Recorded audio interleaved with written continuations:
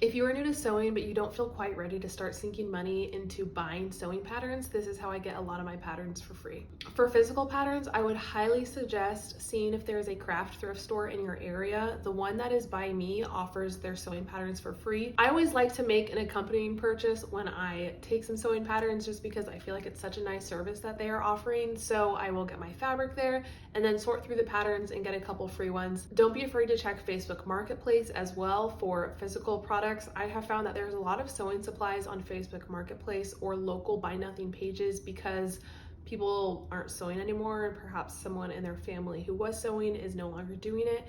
And that is another way that I have got both supplies and patterns. For digital patterns, I would start with the website Threadloop. It's kind of like a Goodreads except for sewing patterns. And if you put the filter on for free patterns, you have a ton of options.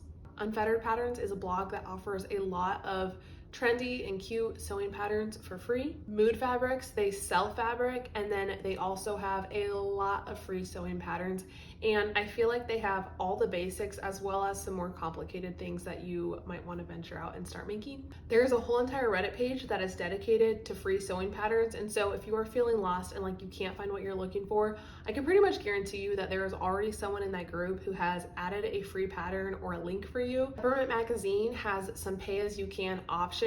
Some of them are free. You are able to pay a little bit. It's probably a nice thing to do because they're offering such a nice service. Last but not least, if you want to get a little bit creative, you could go to your local library and check out a sewing magazine. These typically have a few free sewing patterns in them, and you can trace these patterns out with parchment paper or something like that. I would probably not cut or tear them out of your magazine unless you have permission from your library. I would not suggest trying to put it on your computer digitally and then trace it out. I have tried that before and it was an absolute disaster, but if you have the physical copy, it should not be a problem. I've also created a Pinterest page where anytime I find a free sewing pattern, I'm just adding it on there. So hopefully you'll be able to get the link from this video, and then you can browse through there and get free sewing patterns for yourself too.